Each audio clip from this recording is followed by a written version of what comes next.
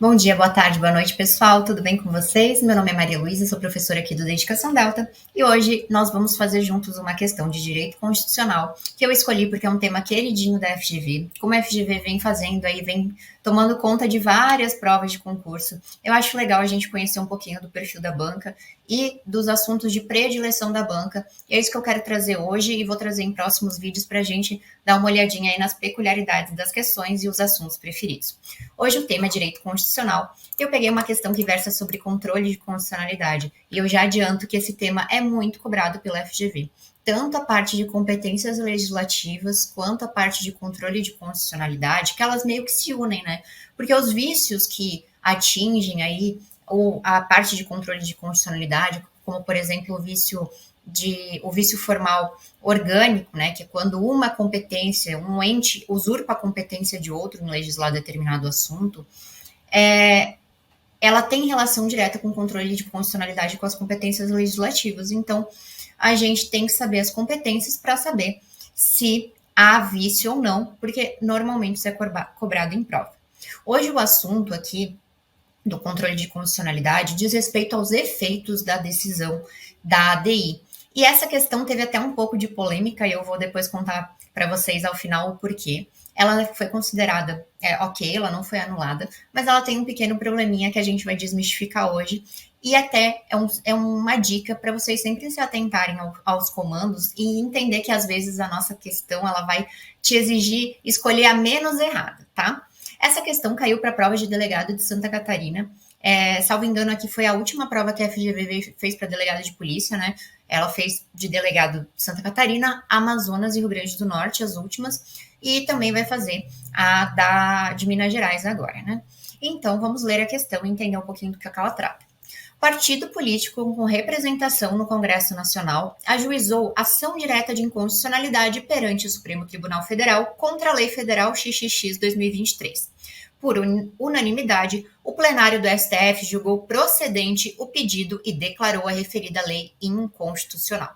Com base na situação hipotética narrada e conforme o sistema jurídico constitucional vigente, é correto afirmar que a decisão definitiva de mérito proferida pelo STF na situação em tela vincula. Então, aqui está tratando sobre o efeito vinculante da decisão do controle de constitucionalidade. Antes de ler as alternativas, a gente vai rememorar alguns pontos sobre essa temática. O primeiro ponto é sobre os legitimados a propor aqui a ação direta de inconstitucionalidade, que estão no artigo 2º da lei que versa sobre a ADI, que eu acabei não colocando aqui, mas é a 9868. Então, podem propor ação direta de inconstitucionalidade o presidente da República, a mesa do Senado Federal, a mesa da Câmara dos Deputados, a mesa de Assembleia Legislativa ou a mesa da Câmara Legislativa do Distrito Federal, que aqui no caso Estados e Distrito Federal, o governador de estado ou governador do Distrito Federal, o PGR, o Conselho Federal da Ordem dos Advogados do Brasil, e aqui no nosso caso, partido político com representação no Congresso Nacional, confederação sindical, entidade de classe de âmbito nacional. Esse rol a gente tem que saber decorado, porque cai muito em prova, tá? Então, no nosso caso, no nosso texto, o partido era legitimado, né, ele tinha representação no Congresso Nacional, então era legitimado para propor a ADI. E o artigo 28 da Lei 9868, ele versa sobre os efeitos, né, dos efeitos vinculantes dessa declaração. Então, essa declaração de constitucionalidade ou inconstitucionalidade, inclusive quando for declarada ali a interpretação conforme a Constituição, rememorando um pouquinho que é aquela que há uma norma que ela é polissêmica, ela tem mais de um sentido aplicável, e aí a decisão ali, ela define qual sentido é o que mais se coaduna com a Constituição, afastando os demais.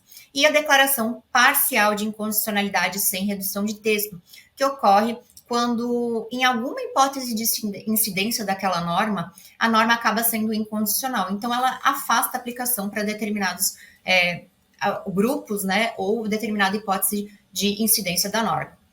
Então, essas declarações, elas têm eficácia contra todos e efeito vinculante em relação aos órgãos do Poder Judiciário e à administração pública federal, estadual e municipal, nas 3 esferas. Desse dispositivo, eu quero puxar 3 pontos aqui para vocês, que são as exceções, que é o que as provas adoram cobrar, né? As bancas adoram cobrar, porque exceção é aquela coisa que a gente às vezes não se prende, né? A gente se prende ao texto da lei e acaba sendo cobrado. Então, primeiro ponto. A decisão do controle de constitucionalidade ou inconstitucionalidade, ela não vincula o poder legislativo. E pode aparecer na sua prova o fenômeno da fossilização da Constituição.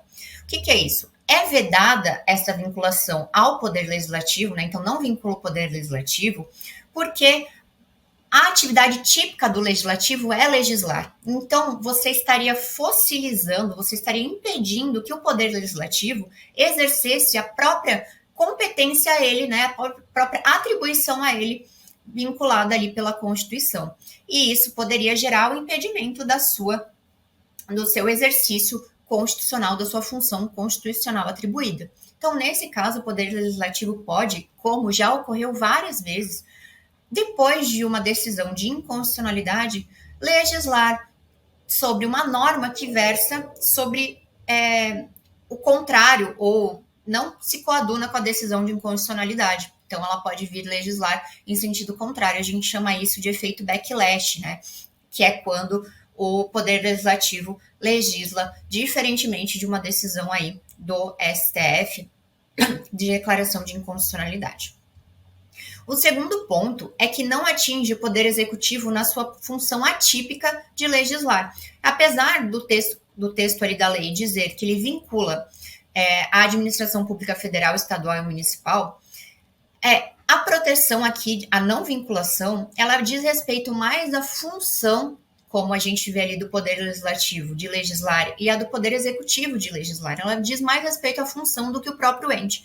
Então, por exemplo, a gente sabe que o presidente da República ele pode editar medidas provisórias. Essa é uma função atípica dada ao Executivo. Então, essa função atípica de legislar, ela não vai ficar vinculada. Se necessário for, o presidente da República pode editar uma medida provisória com um tema diverso daquele decidido em declaração de inconstitucionalidade. Diverso no sentido de contrariando aquela decisão, né? Pode ser sobre o tema que foi declarado inconstitucional. E, por fim, em que pese dizer ali que em relação aos órgãos do Poder Judiciário há esse efeito, não vincula o plenário do STF. Então, digamos que foi declarado inconstitucional um dispositivo, uma lei, né, ali pelo STF. Posteriormente, se for provocado, ele pode analisar e entender que há novas circunstâncias que tornam aquela norma constitucional, né, uma norma similar constitucional, e que pode evoluir ali o entendimento das cortes e mudar esse entendimento, tá? Como a gente já viu que, por vezes, a gente estuda, né, determinado entendimento, daqui a pouco vai lá o STF e muda aquele entendimento, né? Ele é provocado de novo, enfim. E aí, pode sim o plenário do STF decidir de maneira diversa. Desculpa, a gente tá meio rouca. Bom, agora a gente vai ler as alternativas e vai entender o que deu, o que a gente abordou desses pontos ali, o que pode aparecer errado aqui nessa questão. Então, baseado no que a gente estudou, essa decisão ali de inconstitucionalidade, ela vincula, letra A, todo o poder judiciário e a administração pública direta e indireta em todas as esferas federativas?